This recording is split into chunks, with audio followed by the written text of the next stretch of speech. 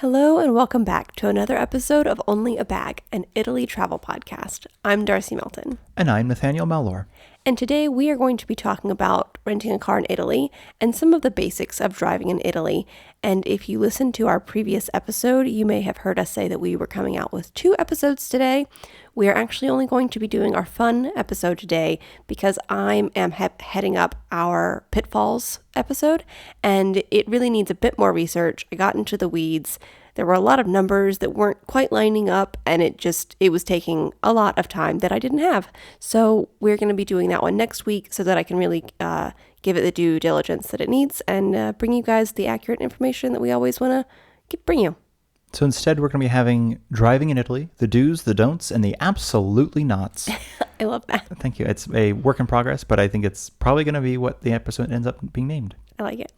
Before we get into that, thank you everyone who has followed us and who has been commenting. We really genuinely appreciate all the comments, the kind words, the interaction. It helps to know, especially those who have recommendations. We really have been appreciating the sort of trying to, especially since we consider this such a young podcast. I realize it's been going on for like 3 or 4 years, but this is kind of like May 20th of 2025. It's pretty much marks 1 year exactly that we've been putting out weekly episodes, apart from a few weeks in which we were either out of town or didn't have an episode coming out or were ill. So this is actually like kind of basically the 1 year anniversary of pretty consistent episodes, which does, at least for me, make it feel like it's such a young episode or a young podcast, because I agree. Before it was kind of just like, oh, we have a couple things to say, let's put them out, and then like not worry about it.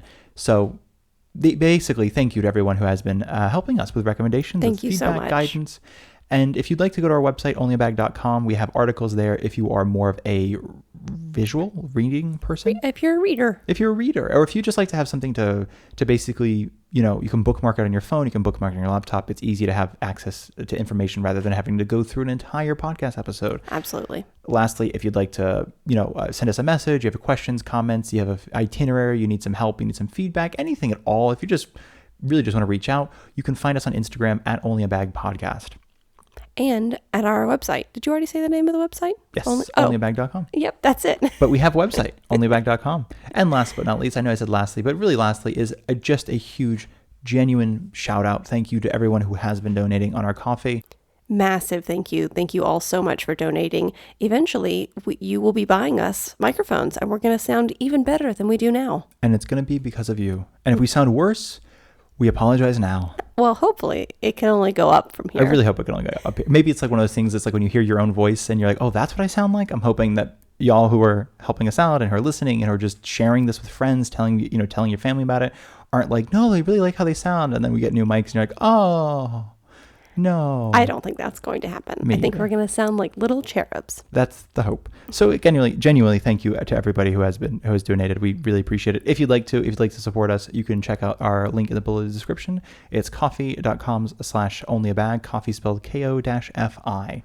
And without further ado, we're going to hop right into this week's episode, which is the do's and don'ts and absolutely nots of renting a car in Italy. For a very loose table of contents, just before we get into it, I'm trying to segment this episode into things before you rent the car, how to drive on the autostrade, how to drive in the city, what some very common signs will mean, which is going to be difficult. This is not a visual medium, but I could still explain it. You can have an idea, just because sometimes you see signs and you're like, I don't know what that's supposed to mean, but people are following it. And then just some sort of tips and tricks, as well as finally, if you're planning on driving the Amalfi Coast, things to be aware of.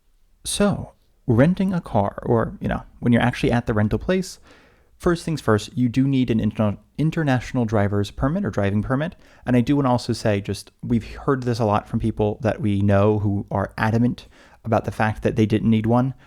Legally, you need an international driver's permit. It's a lot like having your passport. Legally, in Italy, you need to have your passport on you at all times if you're not from Italy. It is just one of those weird little laws that, weirdly, as we've explained before, it almost encourages pickpockets, because it's like, someone's going to have a passport on them, minimum.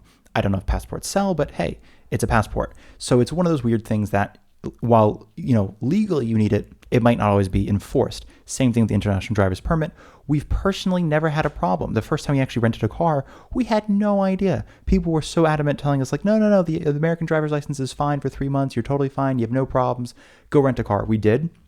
Nobody asked us for it. We never got pulled over, so it was not a problem. Then when your mom was coming, actually, we looked it up because we're like, well, she's a bit more of a rule follower. And we should probably have this to just I think alleviate. somehow we also got an inkling from somewhere, from maybe some blog we saw or something that we might need one, and we were like, "What even is that?" So we looked it up. Turns out you very much definitely need need it, and now we've read more than just that one perhaps blog. And official information says that you absolutely legally need an international driving permit. If for some reason though, for instance, in the United States, you can only get an international driver's permit from AAA. I think in Australia, it's the Australian Automobile Club. I think Canada is the Canadian Automobile Club. And I think the UK, somewhere on the gov.uk website, apparently is a little link onto how to get an international. Is it club? Association? Could be association. Yeah, for Canada, I know it's CAA. Okay, Canada so Canada Automobile Association. And so I assume Australia is also AAA. Australia Maybe. Automobile Association. What is America's Automobile Association? Wow, that didn't take me long to get there at all. I thought the name of the country was United, so I was like, what are we, United Automobile Association? So that is basically that's probably where you will find this international driver's permit. As another option, if you for some reason do not have access to that, you can get a translation of your license into Italian, but it does have to be done like through the courts, which in the States is a lot more difficult than in Italy, and it costs usually between 90 and 100 euros versus the international driver's permit, which is I think it cost us $25. Yeah, I think it's $25, and you get a cute little booklet. At least we went to AAA because we're American, and you get a fun little booklet, and it has your little photo in it. It's really cute. And it was a terrible photo, awful photo, and I still have it. It's a good reminder. I think mine was a pretty decent Yours photo. was a great photo, but I think you've taken the same photo for 10 years. Me, it's just gremlin, goblin, just awful photos. No, never look good. The second thing is, for those of you who do, we've talked about credit cards a lot. We've talked about if you're going to rent a car or something like that or buy a ticket, it's good to use a credit card because there are protections in place. You can get points, et cetera, et cetera. I will say when it comes to renting a car, maybe weigh the pros and cons. We have talked, and I say specifically around the insurance. You and I use credit cards pretty much when we rent a car because Capital One, for instance, has a built-in auto collision or anything. If you rent a car, anything at all, we're covered. No worries. And we're like, that's fantastic. It's also, they speak English, so it's a little bit better if you have to call them on the phone rather than having to deal with somebody in Italy where it's I don't know the word for there was a scratch on the car. So it's a lot easier, I think, in English to do it. However, as we found out the last time we rented a car, they will not cover, so they refunded us the amount of the damage, quote unquote. I'm putting that in the heaviest air quotes possible. They do not refund the taxes that we paid on top of that damage. So I think we paid, 600 euros in total, and 200 euros was never returned to us because those were taxes, not part of the damage itself. However, if we had gone through, I think this was, I'm even going to name the company because I don't want to get in trouble with the company. Not that they're going to hear our podcast, but if it was an American company, and if we'd gone through their car insurance, one thing we had heard a number of times is that, at least in Italy specifically, there's a lot of leeway, I think, in returning the car if you have their insurance, in terms of people you could have been T-boned and we'll still take the car back and the insurance will cover it. You could return us a wheel and we'll still take it. And even the guy at the rental car place here, who's not related to the one who was trying to get money out of us, was very clear. If you get the insurance here, he's like, you're covered. We're fine. We'll take the car back in any condition. That is not a problem at all. It's an extra $20 a day. We still went with the credit card, which turned out to be slightly a mistake. So I say weigh the pros and cons. Look up which one you think you might prefer, especially if you're not somebody with a credit card, or if you have a credit card but does not have any sort of auto waiver, auto collision, anything like that. It's probably not worth getting a credit card just for that. Right, for sure. So yeah, that's just something to keep in mind. I will say for us, the next time we rent a car, I will get the insurance through the car rental company just because of our last experience. And I think you're going to mention this later in the episode, but we've rented cars several times in Italy and have only ever had one bad experience. But that one bad experience was a very grumpy experience, and it's left a sour taste in our mouths. And therefore, I do want to get the insurance through the car company rather than relying on the credit card insurance. No, exactly. And I think that, and if we ever get into it, that would even the guy who we went, he was very, once we realized we were on a credit card, he's like, oh, you're fine. You'll be covered. You're fine. So it doesn't matter what kind of damages we find. And we're like, that's not how it works. We're still paying for this. And then we'll still it might still be docked on our credit score or something like that. So please don't take advantage of this, which has ended up exactly what he did. The other thing is, if you only drive automatic cars tend to be more expensive in Italy to rent, largely because the cars that are automatic in Italy tend to be quote unquote luxury cars. So Audis, Mercedes, things like that, Volkswagen sometimes. Would you say they often tend to be bigger as well? They often tend to be bigger as well, actually. Yeah, I definitely would say that, except we once rented a Volkswagen Polo, I think, or Golf or something like that. And it was Golf. And it's smallish, but Okay. Because we live in a very small medieval sort of, the streets of this town are very small, even that fairly small, like little, compact car couldn't quite fit up and down some of the streets. So I say that in case you are thinking about taking the car, not necessarily in Rome or not even, between cities, but if you're like, oh, I want to drive around like small towns, it might be something where you want to park outside of town and walk into the town.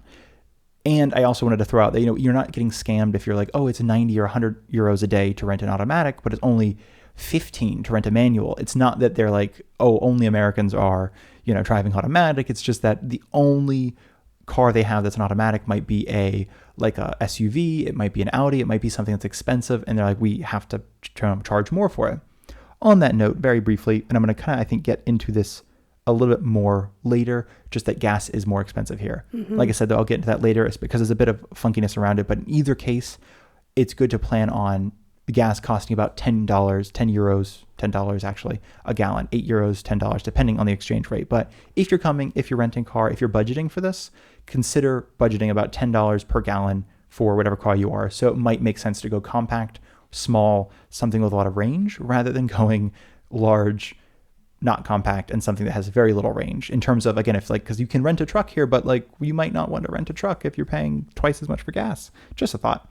And then last but not least, for renting that car, the only two notes I have is one, just like any other car rental ever, take photos of the car when you get it, inside and out, anything, any scratch. I will say, again, when we've picked up the cars, the people have been phenomenal. They've been like, come out with me. You take photos of everything, and you mark it to me. Like, you tell me what you see, because I'll mark it on this paper that was already there. That was part of the issue that we had when we rented the car that turned out to be a disaster.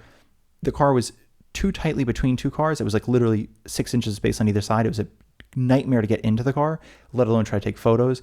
And she told this woman who's basically rented the car, she's like, this car is beat up. She's like, it's the only automatic we have. Toyota Yaris. She's like, it's a nightmare. I apologize. It's completely beat up, but it'll work. And I was like, great, fine. Yeah. And she was lovely. Oh, she was fantastic. And it was, super dinged up, the car, but we were like, it's fine. Of course, returning the car, it was like, you dinged up the car. I'm like, how did we ding up the car? So again, that was our mistake. We didn't take photos. So absolutely take photos of everything when you rent a car. Even if you're like, well, there's no way I'm going to yes, you will. Take photos of it inside and out as well. If there's some sort of loose stitching or some sort of hole in the seat or anything like that, any sort of mark on the dashboard, just photo. Same as you would in any other country. Exactly. That's same as you just would. Good practice. And then very last and potentially least, it's hard to know. I don't know if this law has changed. When we first rented a car in 2017, they asked us if we're going to Naples, because if we're going to Naples, we cannot take that car. And we'd had to sign a little waiver saying we're not going to Naples. I don't know if this has changed. I only mention this because so many people have the idea of renting a car and going to the Amalfi Coast. If you're going from Naples to the Amalfi Coast, you're fine, because you rented the car in Naples. Of course, you'll be in Naples with the car. If you rented in Salerno or something, they might ask you, hey, are you going to Naples with this car? Because you can't, especially if it's like pick up and drop off in Salerno. One of the first time, something like that we rented a car actually came from Naples. And one of the things that was missing was the antenna. And it was kind of just beat up and a little worse for wear. And so he mentioned the antenna. We were like, is this okay? He's like, oh, yeah, it's fine. It came from Naples. Who knows how this car is going to show up when they come from there. It was also because there was a guy dropped off the car to us, basically. It was basically where we had to get somebody to drop off the car. Yes, and he brought his friends with him because it was like 5 people got out of the car. Yeah, he was like, yeah, I'm going to take this car to this place. Do you guys just want to come with me for a day trip? And so they all hopped out. I think they had sandwiches in their hands. They'd stopped off on the Autostrada little pull-off point. They were just having a day. Amazing. So that might also happen to you. Again, I don't understand how things happen in this country, but they seem to. But on the note for Naples, like you said, we don't know if this is still a standard practice, like having to sign a waiver or them asking you if you're going to Naples. However, I will say anecdotally, everyone that we know who has rented a car in our area has had that same experience, that they're like, oh yeah, you can't take these rental cars into Naples. Yes. Or you have to say up front, specifically, I need a car that will go to Naples, because I think the insurance is different, because there's just higher rate of people dinging your car or stealing your antenna. Apparently. So that is, I was gonna say that's something to keep out mind for. It's not, again, it's just one of those things, as be honest, and be forthright with your intentions with the car. On to speeding, or not speeding, speed limits very quickly. I want, just in case it is different in the States, I think, again, a lot of my experience is the States in terms of driving, some France, but everything is marked in terms of like every shift in change in speed limit is marked very clearly. And then even on a highway or road, you'll get these constant markers to be like, here's where you're at speed limit wise. Here's what you should be at. In Italy, it's a lot more standardized, so you won't see speed limit signs as frequently, which can be a little bit weird because you're like, I don't know how fast we're supposed to be going. Everyone else is going really fast. I feel like I'm going fast. I don't know what's going on. So briefly, in towns, 50 kilometers is tends to be the speed limit that is throughout Italy.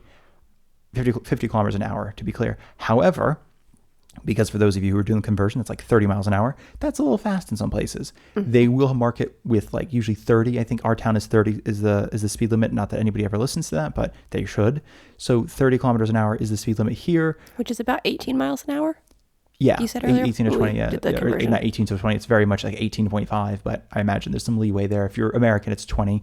And I think in Rome or something like that, if you're some of those roads might be 50 just because they're a little bit like the inner, they're not a highway, but it's kind of like the like major road in town. Like a neighborhood-ish road? I was thinking, no, like the major roads that go around, like the Seine, that's Paris, the Tiber or something like that.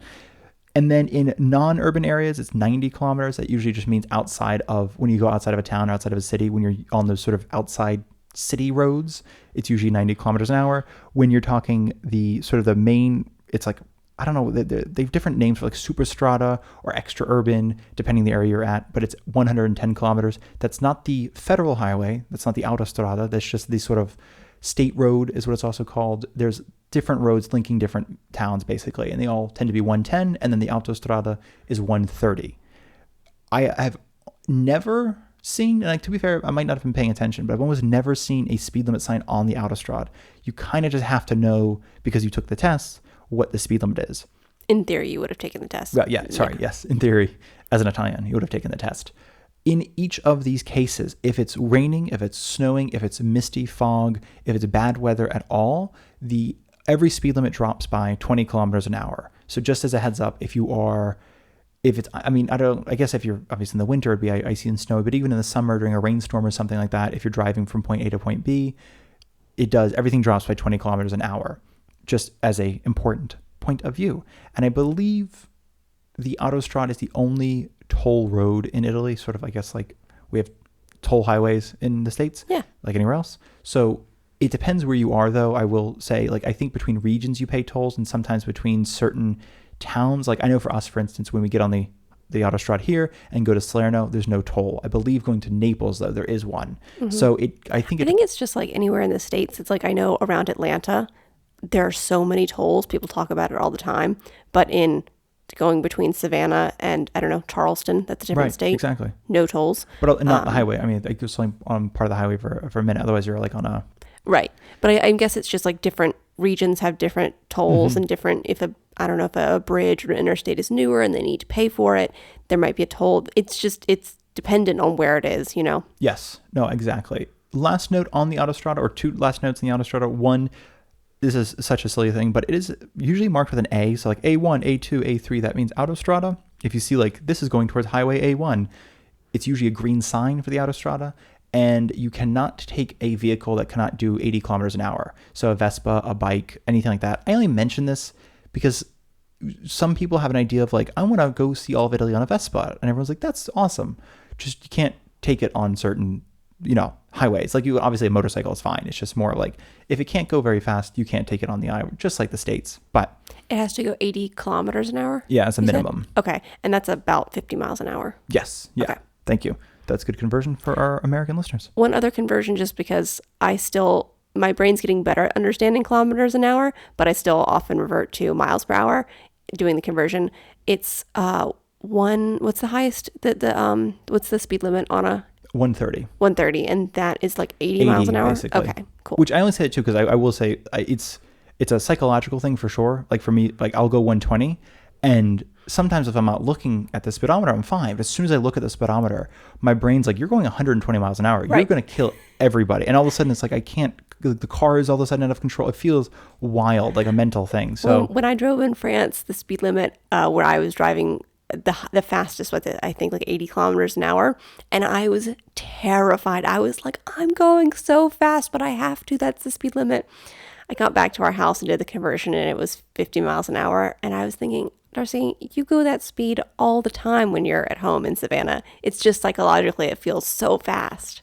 No, and I think that's actually a really good thing to just, again, point out for any, I mean, it's small things like this, but I only throw that out there because it's when you're driving in Italy, especially in the South, and I'm going to get into that a little bit later, but people will pass you, people will, and then things that we, I think as Americans take as like, that's rude is not rude. It's proper signaling, like whether it's honking, flashing their lights, things like that. It's actually just proper signaling. So, I'm thinking like, oh, these people are like pissed that I'm going so slow, but I'm like speeding down the highway. So these are all just, again, trying to sort of find those points of tension or those points of like, what's going on? I don't want to do the wrong thing, but oh my God, I'm terrified.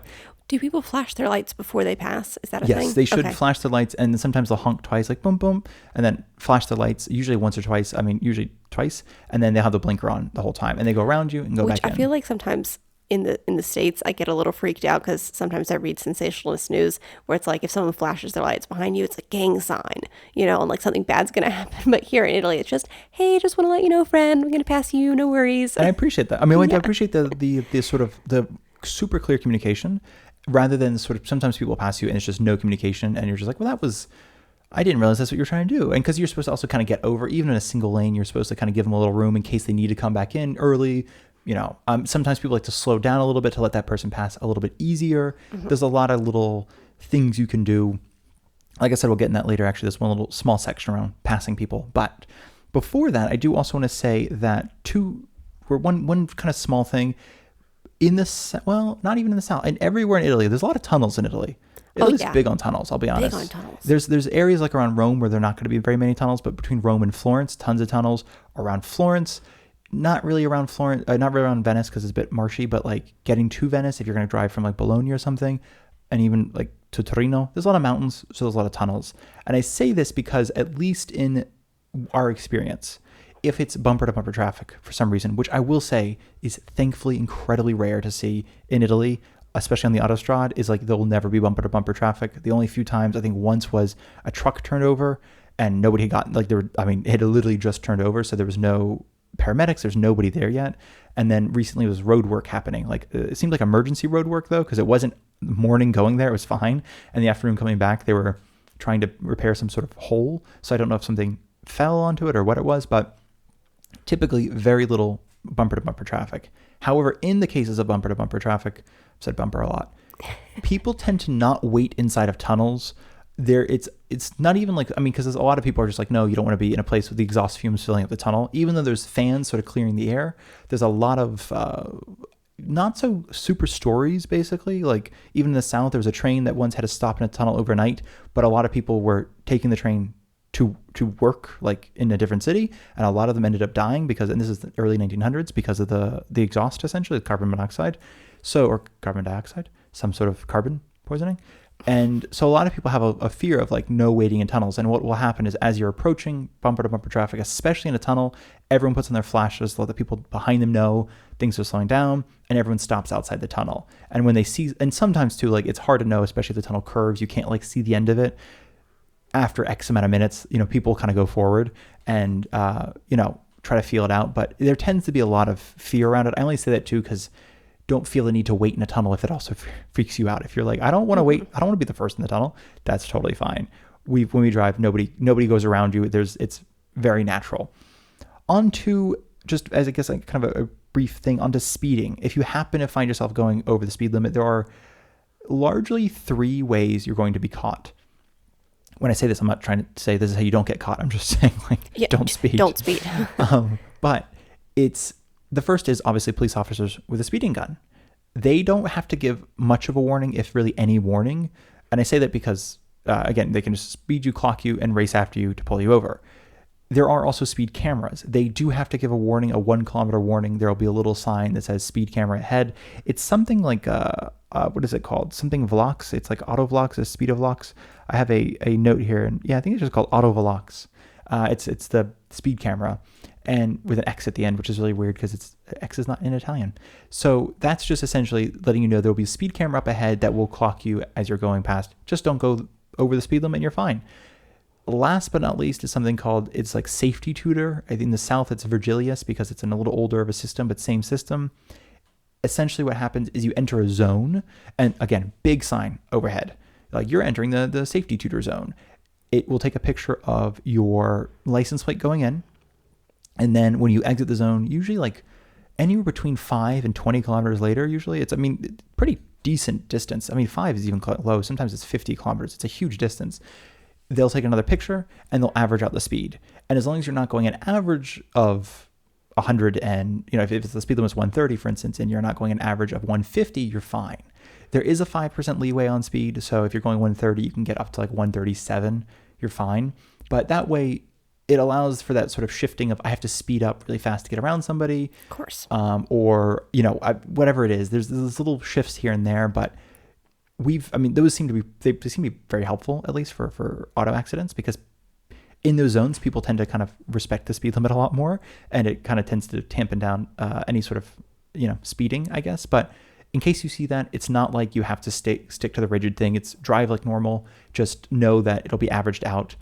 In case of a ticket, when you're not handed a ticket directly by the police officer who chased you down, in case it's the one for your license plate, what happens in most of these cases is going to be that your rental car company is sent the ticket.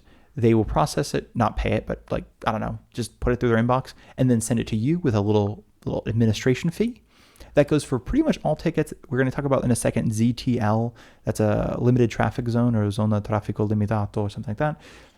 Same thing. Take a picture of your license plate, send it to the rental car agency, and then send it on to you at your home. I recommend paying it. Just throwing that out there. If you don't, it can result in a lot of built up fines. Sometimes you can get blacklisted from the rental car company. Sometimes you can just get hit with those fines and you come back into Italy if you get flagged. I would recommend paying it.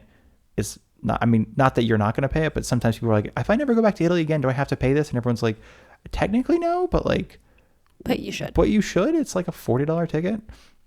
So just wanted to throw that out there. If you're stopped by the carabinieri or police if you're stopped for speeding, they take cash, right? Well, that's the fun thing. And this actually has been asked a few times, again, on a lot of the Italy travel subreddits.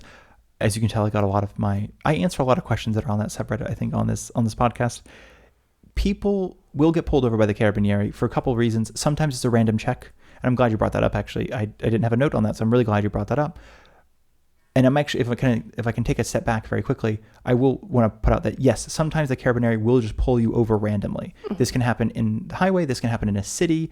There will be sometimes not blockades at all, but as I think Americans specifically are more used to that. Like on Saturday night, sometimes the police set up a little checkpoint, mm-hmm. and it's just to catch drunk drivers, and it's not like everybody. It's just it's they'll usually do a random exactly. check, yeah. So the carabinieri do the same thing. It sounds counterintuitive, but it seems to be, we've thankfully never been pulled over, but a lot of people recommend that you just speak English during it because the carabinieri are not really looking for you. They're looking for Italians that are driving without a license or driving on expired insurance or driving with it's big not big, it is a thing where people get a fraudulent sticker for their emissions, mm-hmm. sort of like how California has the emission sticker. I think other places have one too. But California is a good example for those of us in the States. So people get a fraudulent one because they don't want to pay the actual price. They just, get somebody out of Naples to make them one. So they just trying to catch. We'll fly by at Naples. Well, it's only because you look up how to get a license. They're mm-hmm. the actual test is it's $2,000 with all the tests and the this and the driving. But everyone's like, it's €100 for a license through Naples. And I'm like, oh, I'll do that. What does that mean? And they're like, well, a fake license through Naples. I'm like, oh. Well, I won't do that. But I love that you're you just get the license taken away. There's no problem. And then you just get another license. And I'm like, that seems not great. Oh my God. So yes, the carabinieri can pull you over. It's just a random check to make sure papers in order. From people pulled over, even Italians, they're like, if you speak English, just speak English or any other language that's not Italian, because they don't want to worry about translating hey, can you show us this and show us that and blah, blah. They're just like, you know what, fine, go. Just get out of here. Just go. We're really just trying to, basically find Italians who are skirting the law. That being said, on the highway, if they pull you over for speeding, which they can pretty much do anything. They will ask for that fee, that fine in cash. That's not on I was like, that's not uncommon, as if that's the law. They have to have it in cash. That's how it works. We've talked about this before. Some things are just done in cash here. And they will escort you to an ATM or bank, like, to get cash at that moment. It is not a highway robbery. They're not stealing from you. It's nothing weird. I know it sounds weird, but it sounds crazy, but genuinely that is how it works. If the Carabinieri are like, hey, you owe us money, we would like that money right now, please, thank you. They will be like, oh, you don't have cash? That's fine. We'll bring you to a bank. You can get cash there. So I would highly suggest taking the Carabinieri seriously. I only say that too because just don't get in trouble with the law in Italy, I think is a pretty good rule of thumb, but it's like they're the sort of the military police kind of thing we've talked about before. So they're a little bit more serious than, like, I don't know, the town police. I feel like they're a little bit more like, we can really make your life miserable. I will say, though, coming from America, police are quite scary. Mm-hmm. No offense to if you are a police officer. Thank you for your work. However, they can be scary, and there's some stuff going down in the U.S. which looks very scary. So you don't need to be afraid of the Carabinieri. They will not physically harm you, but they do have a lot of authority, so you should listen to what they say. That's a good point. Yes. No, that's accurate? a great. Yeah. I don't think. I mean, there are obviously stories like in any country about cops being sort of corrupt, or cops being abusing their power, abusing their position, et cetera, et cetera. It happens in Italy too. Yes, but here it's more like, I don't know. They're just like, hey, please just play by the rules. I don't want to have to arrest you. There's paperwork involved. Let's just make this go easily, please. I don't even have anyone in the car. I just cleaned the car. I don't want to put you in the back of the car. Can you just pay the fine? So yeah, I mentioned all this just, I guess, because sometimes people get kind of, I get it. I will say people get sort of, when they're here on vacation, or like, no, I'm not going to pay. I didn't do anything. I'm not going to give you cash. What is this, a scam? It's like, it's not a scam. Don't spiral it out of control kind of thing. It can easily spiral. So stay calm, I guess. Calm, cool, and collected. On just, I think, the Autostrade, a couple other little last bits and bobs. First, never, ever, ever pass on the right. Speaking of Carabinieri pulling you over, they will pull you over if you pass on the right. That's super duper illegal. I say that too, coming from the States, where it's just like, you're not supposed to pass on the right. Everyone does. It's the thing. You just, you got somebody going the left lane going 45, and you're just like, that's not left lane speed, my friend. So you pass on the right. It happens. In Italy, if there are 2 lanes, you'll have people going fast in the left lane and people going slow on the right. If there are 3 lanes, it's slow, medium, slow, fast in the middle lane.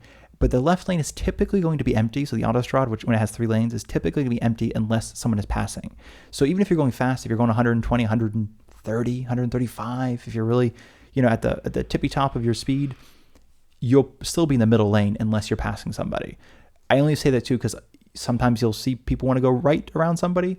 Super duper illegal. Don't do that, please. And I know in the US we tend to use all of the lanes equally, even though we're not supposed to. But here, I guess in the South, people kind of do, but I really highly recommend that you stick to the right lane, stick to the speed limit, stick to the right lane, pass on the left, then get back into the right lane. Just follow the traffic rules to the best of your ability. Absolutely. Absolutely. The last 2 notes on the Autostrade is, one, if you were at the toll, we mentioned the tolls before, it's a little confusing. You got the telepass, you got the this, that, the other thing. You have a sign that says cash, one that says cash and card. It's a little confusing. If you happen to get into the wrong one, let's say you get into the cash lane and you have no cash and you can't pay, you can buzz for the operator if there isn't one there, explain the situation. And what they do is they print out a little thing where you're coming from, where you're going to, hand it to you. It's like a little... Basically, it's a little... like a receipt? Like a receipt. Like a little... it's a ticket, but not a ticket in a way that you get a ticket from the cops. It's a ticket like just, here's your permission slip, I guess. And then you have 15 days to pay that. I think you can pay it pretty much at any... I think you can go to the post office because that's usually where you send in money orders and stuff like that. So it's not like the end of the world. You don't go immediately face this massive fine for getting to the wrong lane. They're just like, yeah, here you go. Here's how much you owe. Pay it at your convenience in the next 15 days.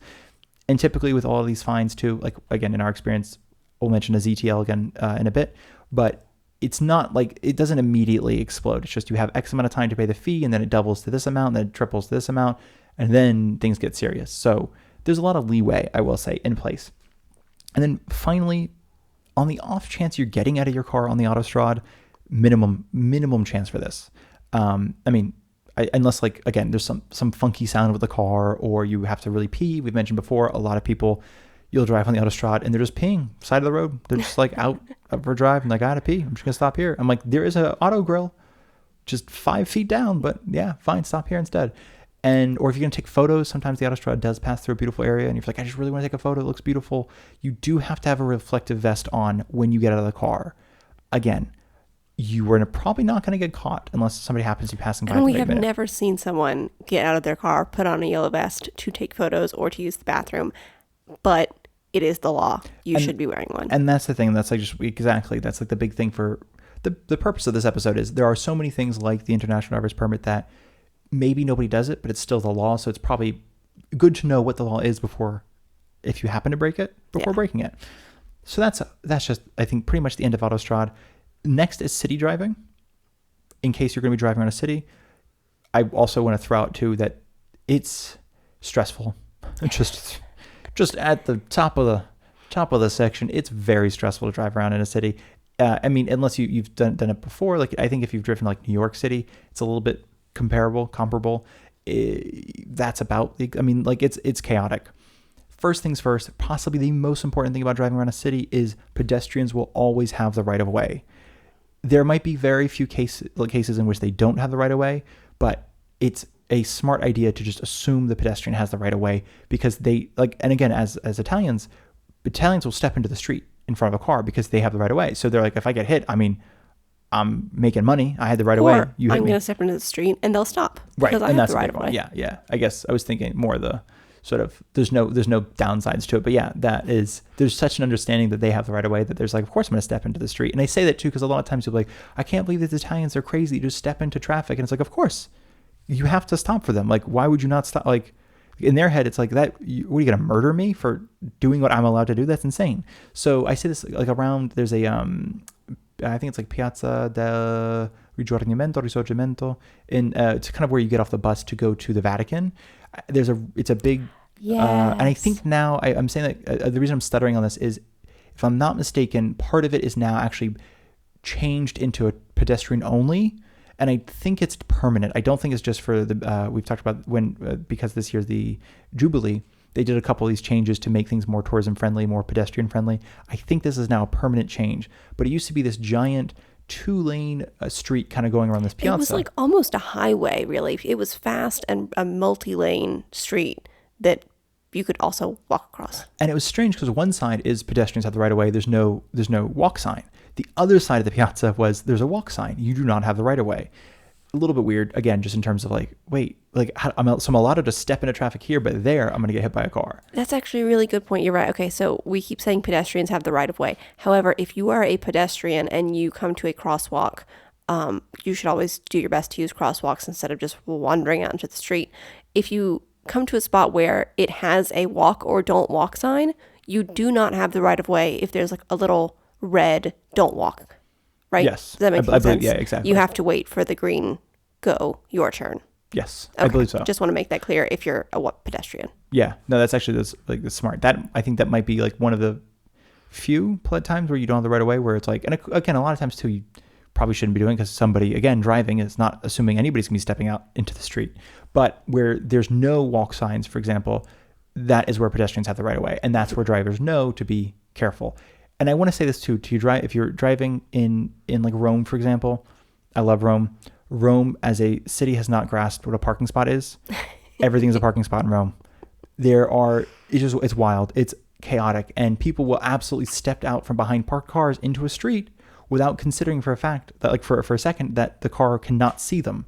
So if you're driving around a place like Rome and you're like, this is just so, I don't know if a car is coming, it is okay to go slow. It is okay to just, keep it at 20 kilometers an hour. What is that, like 11 miles an hour? Just go really slow around neighborhoods. It's totally fine. If somebody's behind you is annoyed, it's their problem. It's not yours. It's better to not hit anybody. That is number 1 rule. Number 2 rule, and this is not just in cities, but anywhere with a stoplight, there's no turn on red. I know as Americans, we have that. I honestly don't know if y'all get this in Australia, Canada, or UK. I don't know if it's just like a fun little America rule. I don't know what it is about anyway, but in America, you can turn red on a red light you can turn right on a red light as long as nobody's coming. And I think as long as you're going into traffic, it's not, you can't like turn right on a one-way, what I'm saying? Like if it's a one-way street, 2 lanes, you can't turn right across a lane. You have to There's some nuance to it, yes. But right to right kind of thing. And it works typically okay, no problems. And in Italy, that is not allowed. So I say that too because sometimes you'll see people doing that. They are not Italian. They tend to be from not here, and they tend to be breaking the law. So in case that's what you're doing, they tend to be breaking the law. So just as a little fun heads up for y'all, don't turn right on red. Don't hit a pedestrian. Don't assume they don't have the right of way. On the topic of red lights, I recommend learning how to use a roundabout. They are prolific. I will say not in cities. It's really rare to see it in a city, except for like, it's mostly outside, around the outside of cities. You'll see a lot of roundabouts. In between cities, you'll see roundabouts, because if you're trying to send like some people north and some people south, instead of making a traffic exchange, I think is what they're called, right? Like, sure. Where like all the you like go right. Interchange. Thank you. It's easier to do a roundabout. So like between like Siena and Florence, there might be a couple roundabouts, for example, or between San Gimignano and Florence, there might be roundabouts. There are roundabouts. So rather than stoplights in the middle of nowhere, or rather than a traffic interchange. Thank you. I don't know why that word is escaping me. So it helps to learn the roundabout. If it's a single lane roundabout, super easy. The person on your right has the right of way. Weirdly, and that's mostly because again, actually, you and I are talking about this off mic a lot because we're like, it makes sense the person on the left, because you're like, yeah. You said that. I think it makes sense for the person on the right. Well, I said it makes sense to the person on the left, because I'm kind of like, that's where you have to look to see if they're coming. However, apparently for pedestrians, on the off chance there are pedestrians on this roundabout, it tends to be they will be on the right. So you should be, as a car, looking right to make sure that you're next, if that makes sense. That's also how four-way stops work in the U.S. as well. Well, I think four-way stops kind of make sense, but like you don't. I think because on a four-way stop, you don't expect a person to come at you, if that makes sense. Because in my mind, the way it comes, if somebody's on the left, it should start on the left. I mean, it doesn't, and it really shouldn't. But like in my mind, it did, because they are coming at you, and if I'm not paying attention, they can hit me. I see what you're saying. Because I think of it as like a following the leader situation. So I let the person to my right go, and then I go, and then the person to my left goes, and we make a nice little line. Well, and I think that's what they had in mind, because I was thinking if the right to use empty, because I'm also going to throw out too, that's if you guys are in line. I want to be very clear. Right. This is in line, not if they're currently in the roundabout. No. They're in the right. Yeah, the person in the roundabout has the right of way. Number one. It's just if there's three of you stopped at the roundabout, the person on the right has to wait, or you go after the person on the right, and then you go, and the person on the left. However, in southern Italy, it really does not seem to work that way. It's just as soon as you get there, go into it. In southern Italy, I love you all. A lot of them don't know how to use roundabouts. No. They also, to be fair though, don't know how to put in a roundabout. Sometimes they'll put it on like a pole, and they're like, this is a roundabout. And people are like, I'm just going to drive around the pole. I don't know what to tell you. So that's fun. If it's a multi-lane roundabout, again, I'm talking about roundabouts a lot. I apologize. I realized, coming from literally the States, there is one roundabout in our town, and it's near the airport. It's not even for us mere mortals. It's not even for the airport visitors. It's for airport. When we were going to Bluffton or Beaufort from Savannah, and there was a new one, and I did not know how to use it. It is not, at least at the time, it was not on our driving test. Both of my parents explained how it worked, but they explained it as if it was such an easy. They're like, it's no problem. You just enter it and then you go. That I needed more explanation than that. So that's why I'm personally really on the how roundabouts work. Well, and also then in France, we stumbled upon the multi-lane roundabout, which in theory makes sense. It should be 2 lanes entering a roundabout, and then 2 lanes from each roundabout exit leaving. Each of the spokes, yeah. So if you're in the right lane, you can go right or straight, sticking to the outside line. And if you're in the left lane, you can go straight or left, sticking to the inside line. Makes sense in theory. Beautiful, makes sense.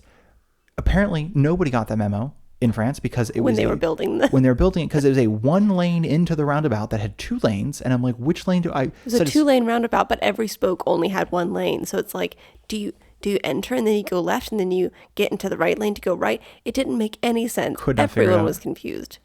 Could not figure it out. People are merging left and right. I was just like, I'm staying on the right. I'm just going to stay on the right. I'm going to stay on the right, and I'm going to leave. I'm going to get out of this roundabout immediately. And I avoided that roundabout ever since. It might have been literally one that they just forgot to put an extra lane in or something. But because France is usually so good with their street situations, but that one was weird. And that's how they use the roundabout. We talked about the ZTL, and we're going to talk about it here. A ZTL is a limited traffic zone. Typically, this is just going to be neighborhoods. So almost certainly not something you have to worry about unless you're staying at an Airbnb. I honestly don't know, but I would recommend talking to your Airbnb proprietor, owner, host, about how, if you're going to rent a car, how you can park your car there. I say that because we once rented an apartment in Perugia. It was in a ZTL area. when we brought the rented car to the apartment to move, we got hit with a fun little ZTL ticket, which, I mean, we were kind of expecting it. We're like, that makes sense. Of course, we don't have permission to be here with this car, but we weren't really sure how you can get permission. And this being Italy, it might have taken like weeks, if not months. And we're like, yeah, we'll pay the 40 euros, whatever it is. These are designed just to basically reduce congestion in high volume times, typically in residential neighborhoods. In Florence, for example, if you've been to Florence, you might have noticed around the Duomo, around the big church, there will be, typically in the evenings, there'll be these little barricades that come up out of the ground. They're these kind of like little chunky stanchions. Yeah, little chunky stanchions. They'll come out of the ground. And then only people who can pass have like these little RFID chip things that'll drop them. They go in and the barricades come back up, or the stanchions come back up. That's essentially a ZTL zone. That's a very extreme version of it. Usually it's just take a picture of your license plate and you get a ticket in the mail. I mentioned that too because the Amalfi Coast, while it has a lot of driving restrictions and rules, a big one is ZTLs. It's like in certain areas you cannot drive if it's a high density time. Sometimes this is not necessarily the main road, the main highway, quote unquote, but it's the side roads off of it. It's everything. If you're looking for that sign, it is a red circle on a white background, basically. Super easy to see, red circle, white background. You know it's a ZTL zone. There should be underneath it, next to it, around it, a list of hours in which the zone is open and closed, and or a little sign that like a electronic digital sign that'll say open or closed. So to let you know if you can drive in there or not. I think closed means you cannot, open means you can. I only say that because usually open will be green letters and closed will be red letters. I'm never sure though, because I'm like, it's limited traffic zone is closed to other traffic, or is it open to traffic? Is it open to be used as a limited traffic zone? I'm so confused, but it should be if it's open, you can drive. If it's closed, you cannot. Does that make sense? I think so, yes. Okay. Sorry, I don't really like You explained it very well. I just don't fully understand ZTLs. They kind of freak me out just because we got the ticket for that one. I was like, but I live here. Please let me use the street. Well, I think too, and if you are driving genuinely, there almost is never going to be a ZTL on the main, like every town has the one main road, the Via Principale, the principal road. You should be able to pass through that town and get to the main areas without going through a ZTL. Exactly. You should never hit a ZTL on the main road. Whether you're driving from small town to small town, again, like Tuscany, if you're just like, I just want to kind of go check out some small towns. If you're on their major road, you should be fine always. It's just as soon as you get off that little road is where it gets weird. Our town does not have a ZTL, doesn't have enough traffic. It just, just has rush hour occasionally. But Salerno will have a ZTL. Naples will have one. So you also might never see one if you're never driving in a big city. That's, I think, also a big thing. Parking, briefly. In Italy, city parking tends to be blue lines. You have to go find a kiosk and you have to pay. It's either, I don't think it's by number. I think you just put in how long you want to stay. Like I want to stay for like 2 hours, 3 hours, print that little ticket and slip it in your car. I've never seen like numbers on the ground, like remember your parking space number and then put it in. So it seems to kind of be one of those things where as long as you have a valid ticket, you're good to park there. Prices vary wildly from like 50 cents an hour to 4 or 5 euros an hour if you're in Amalfi Coast. There are also parking garages. They work a lot the same way as they do anywhere else in the world. You pay, you enter, you park, and you leave at some point in the future. And public parking lots are a big, private parking lots are a big thing as well. Yes. Where you pay to park in a parking lot. Yes, absolutely. If you see white lines outside in the city, that usually means free parking. Not usually. It should mean free parking unless you're in some weird city that doesn't. With white lines around the parking spot specifically. Yes. Yeah. Okay. White lines around the parking spot specifically. That's free parking. You're fine to park there as long as you'd like. Yellow lines are typically like a loading zone or a wheelchair zone or something like that where it's a special, you kind of need a special permission basically. So essentially you'll never be parking if you see yellow lines, just as a heads up. That's pretty much parking. I have a couple other random little bits and bobs that didn't really fit anywhere, as well as one thought about the Amalfi Coast. Mm-hmm. Please feel free to interrupt if you have anything else. That's for me, right? Not for listeners. Oh, yeah. Okay. Well, I mean, listeners, you could totally interrupt. You could just like hit pause and say something out loud and then hit play, but I won't hear it, unfortunately. If you're renting in the winter, if you're here in the winter, if you're skiing, if you're, going to the Dolomites, if you're also, we've talked about the winter's a lot cheaper to visit if you're on a budget. So you're like, I'm going to go in the winter. I don't really care about seeing beautiful green things. I just care about seeing places. You need chains or tire chains in the car or winter tires. Your rental car agency should take care of that. They might put winter tires on it. They might just put the chains in the car. Either way, if you get pulled over and if it's in the winter, like December, and there's no chains in the car, you might get a ticket. They might give it to your rental agency and not you. They might still give it to you because like, well, you should have checked the car. It's very Italian. I just would recommend. I would just say put that on your list for, Exactly. when you're taking photos of the car to make sure that the scratches and all that, just make sure that there's chains in there if it's in the wintertime. Exactly. For those of you who are going to do a wine tour, especially like around Tuscany or something like that, if you're like, we're going to drive, we're going to go to vineyards, we're going to taste some wine, we're going to keep going. The blood alcohol limit in Italy is 0.05, which is low. I know the States is 0.08, so it's fairly lower. It's almost half of what it is in the States. But if you look at how this works out, depending, I think it's all done. I didn't realize it's done by body weight. Of course, it's done by body weight. That makes sense. It's essentially. It does, but you and I have very different limits on our alcohol. 100%. I can drink more than you can, so I think that's confusing to us sometimes because you're a much larger person Yes, than me. one glass of wine and I am having a great day. Yeah. I am You're very happy. living. Yes, I'm living my best life after a glass of wine. Sorry, yes. So, well, no, I only say that too because it's basically one glass of wine, like maybe a beer. And people here do tend to be very conscientious of that, especially when they go out to eat. The driver will, every time we've gone out with a group of people, whoever's driving, whether it's a couple of people or just a one driver, will tend to either not drink or have one glass of something and then wait. We've also been with people who will have 2 glasses, but afterwards, like, we have to walk around for like 10, 15, 20 minutes minimum before I can like drive. I don't want to get in trouble. Like, I feel fine, but I do not want to get in trouble. Mm-hmm. That happens more in like a town, a city. I only say that though, because if you're going from like vineyard to vineyard and you have a glass of wine there, or even like a taste of wine, you can absolutely get in trouble. Yes. On that note, slightly, if you are a new driver in Italy, this would mean somebody who just got their license. In theory, this would be somebody, I think, if you're American, for instance, and let's say you're renting a car, but you just got your license because you live in like San Francisco, New York, and you're like, I've never had any reason to get a license, but I got one. I passed my test just for the heck of it. I've only been driving for a very limited amount of time, but I'm renting a car anyway. I'm not even sure if you can rent a car, by the way, if you've only been driving for a few months. But in this world where they don't care about that because they just rent to literally everybody with a pulse, then you actually cannot have any blood alcohol level at all. It has to be 0. Basically, no drinks, no driving, none, 0.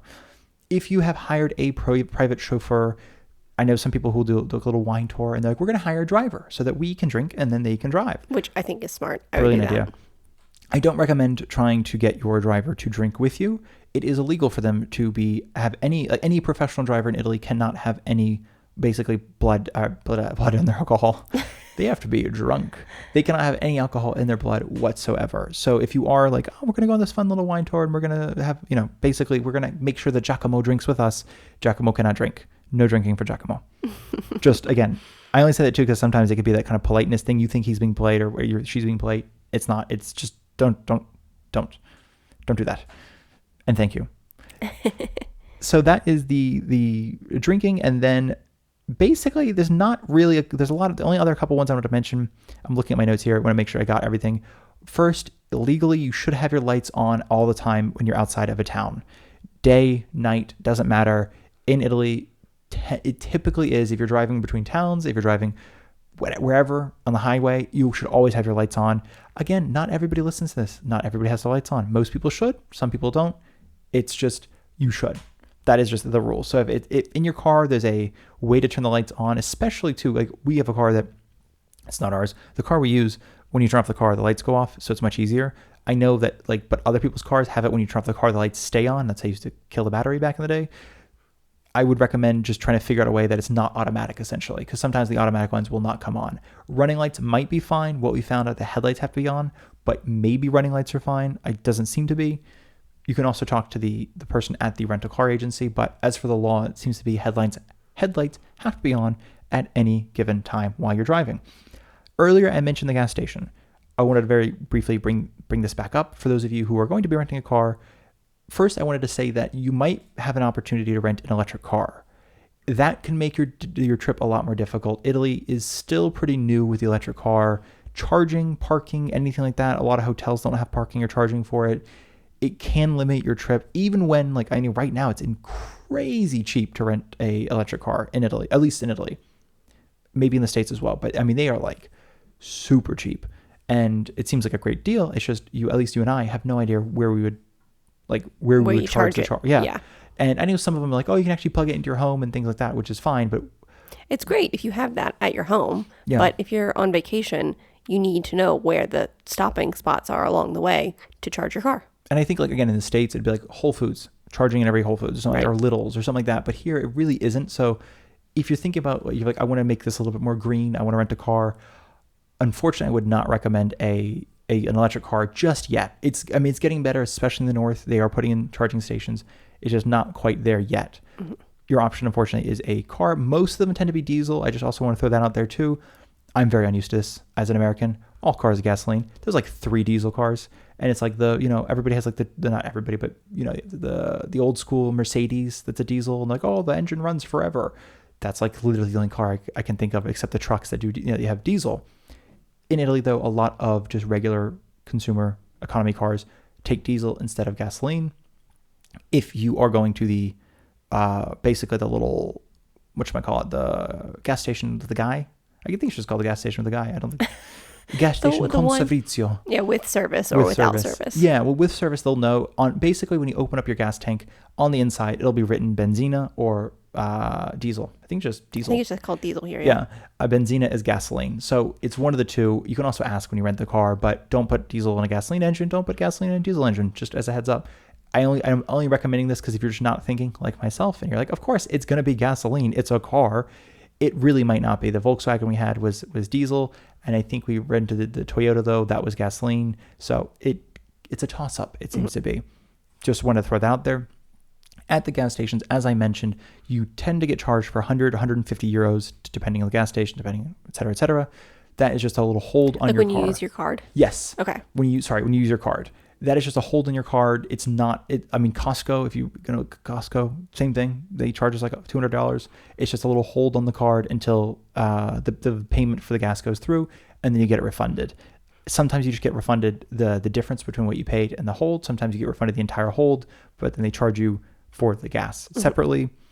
It is not a scam. It's not I say that because a lot of people get panicked. They're like, it's been 2 days. It's like you got gas on a Friday as a Sunday. Minimum, you won't see it till Monday. Right. Don't worry about it. It'll come back. But however, I will say if you keep getting gas like repeatedly, 20 euros at a time instead of 100 euros at a time, you might find that you're a couple holds in your card. You basically don't have it overdraft your card. Is a heads up, is a warning. As we mentioned earlier, it's basically gas here is more expensive. Yes. It's roughly €1.70 to €2 per liter. There is, give or take, I think it's 4 liters per gallon, give or take. It's like 3.78 or something like that. I always like to do it in my head mentally, is essentially you're paying roughly $10 per gallon. This depends on the exchange rate. It depends on the price of the liter. But when you're making a budget for renting a car, it's just $10 a gallon. If it's an 18-gallon tank, it's $180 to fill up. It shouldn't be an 18-gallon tank. It should explain it in in liters. Weird to explain it in meters. But in any case, you should be able to, especially if you're somebody into that kind of like, I want a budget, I want to know how much we're going to spend. Is this car going to be more expensive? Because we've talked about buses are phenomenal. Trains are phenomenal. It's just, if you want to see really small towns, if you want to see things on your own schedule, a car is fantastic. So if you're trying to budget in the gas, I'd recommend just slapping $10 a gallon on there, and that should be safe. You should have a little bit of leeway with that. Last but not least, the only other things I wanted to mention was the minimum speed signs are going to be yes. On gas, did you explain? So I know we kind of mentioned that some gas stations have service, which is like a very old school idea for us in the U.S. I have never seen a gas station which has a service person. Here, it's fairly common. When you're my grandparents in New York. Did they? Yeah, we used them. Oh, and I think New Jersey. I think I learned New Jersey has, they mostly, you can't get gas by yourself there. Mm-hmm. Here, it's feels like a 50-50. It will say con servizio, or I don't know. I think it's just con servizio. Yeah, there's something with servizio. Yeah. So self-service, possibly. I mean, sometimes in English, self-service. Sometimes in English, it says self-service.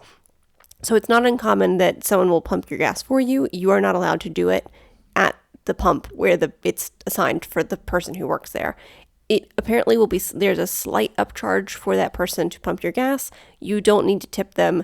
They get a wage, and there will be a slight upcharge on your gas there. At the places where you pump the gas yourself, often you don't pay at the pump. It's almost like this little like ATM looking machine where you pay and then get like a ticket, I guess, and then use the ticket to get the gas.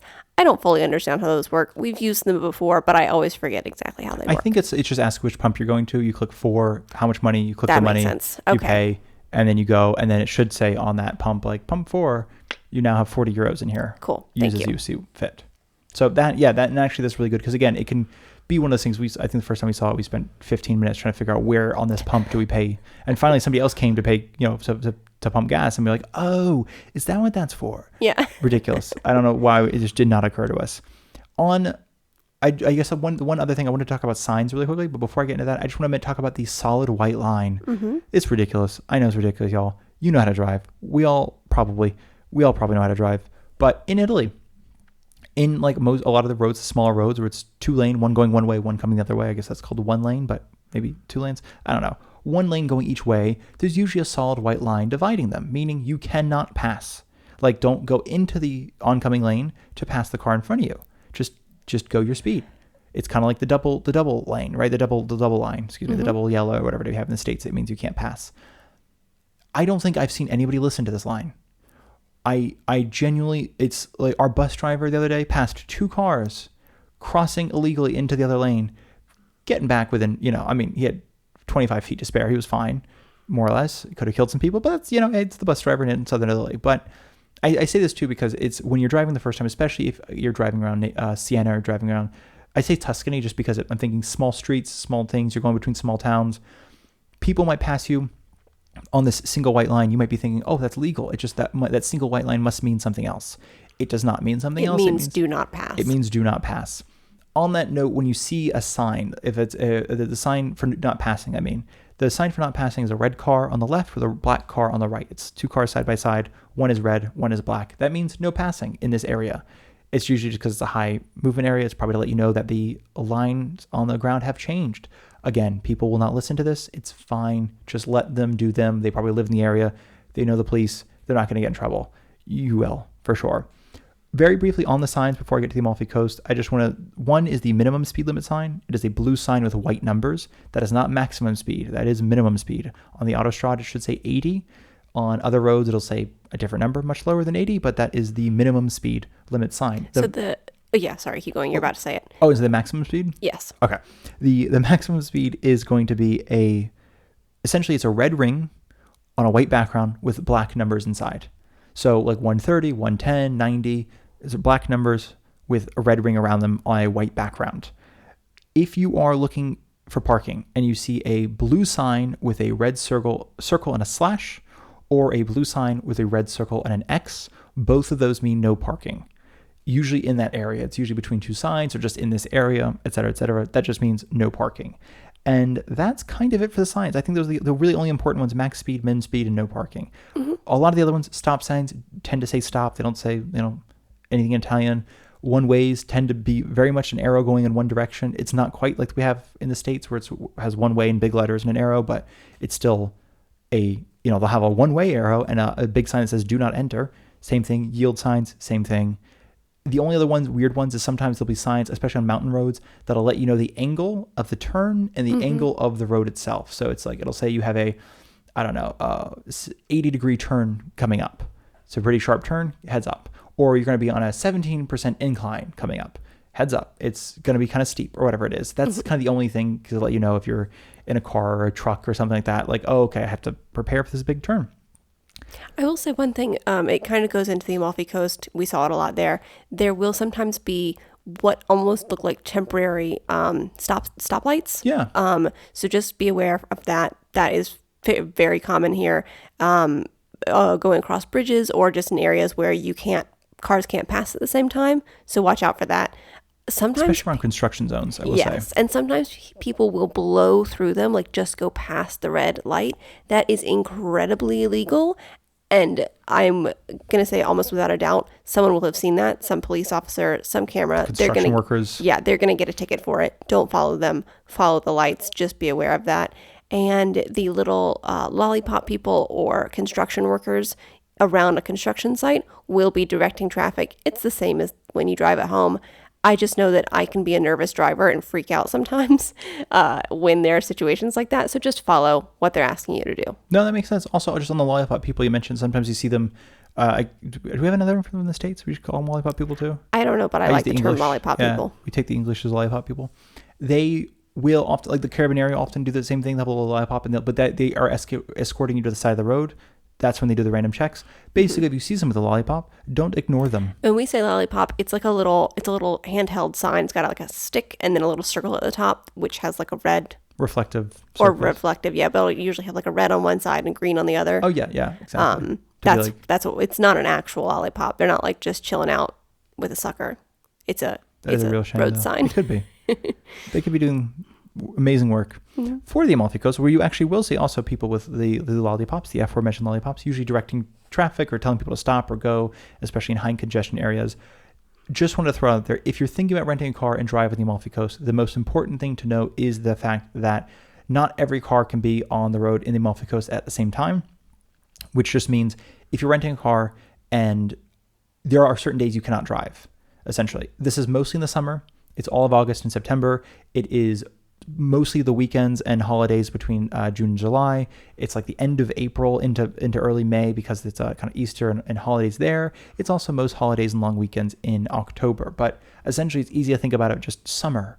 Ask somebody at the hotel if you need specific dates. But it's on even days, like the 22nd, only cars that have a license plate ending in an even number can drive. Same thing, odd days, odd license plate numbers. I only say that too because it's the same thing. If you get caught, you'll probably have a ticket sent to your house, not an immediate ticket. So it might be one of those things that takes a while for it to register. And I only mention that too because it can happen multiple times in the same trip. Mm-hmm. So you can kind of get hit with multiple tickets because you're still on the road.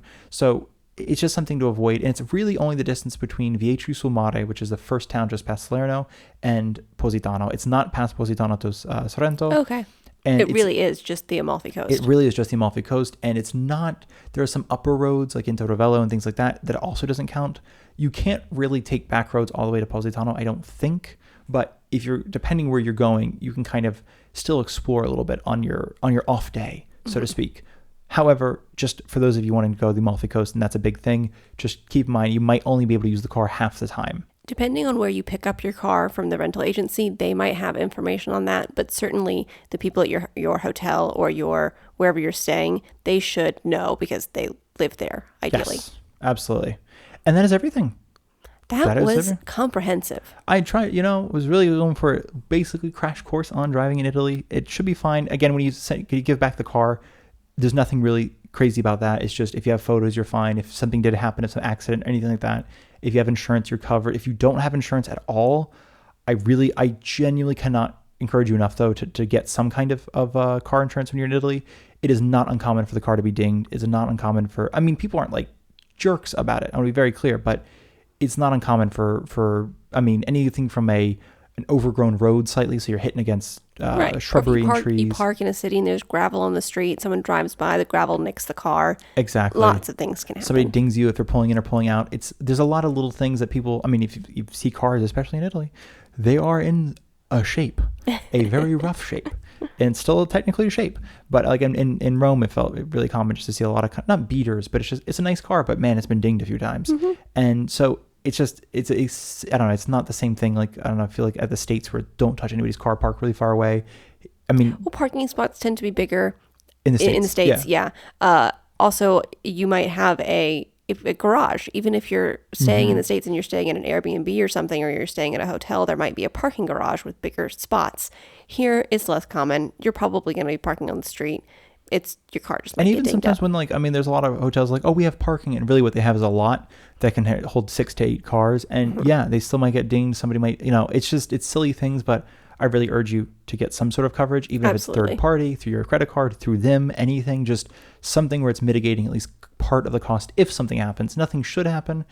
And I think last but not least, I was going to mention very briefly, just I think earlier I said like, oh, we're talking about the difference between driving the north and south. The real things to keep in mind is it's really proper driving, genuinely, up until Naples. You get to the Naples like from going from the north down. Yeah, okay. North down. It's really like by the book, by the law. Everything's very, orderly. As soon as you get to Naples, it is a madhouse. Honestly, it is just people driving down like the middle of the painted line rather than in a lane. It's people texting and driving, people kind of going way too fast or way too slow. Somebody's going like 50 because their car can only go 50. They're just like on the shoulder, just going on the shoulder the whole way. It paints a picture. And I just want to say that too, because like if we've talked about the Cilento and how it is, if you're going to see the Cilento, the mountainous region in the south along the coast, it can be so helpful to have a car, and you can really feel like you've entered an entirely different world. If you started in Rome and you came south, or you started in Florence, and you can be like, where did I just enter? Nobody knows. It's a completely different place. Yeah, it is. So that is everything. That is renting a car, the do's, the don'ts, and the absolutely nots of renting a car in Italy. That was great.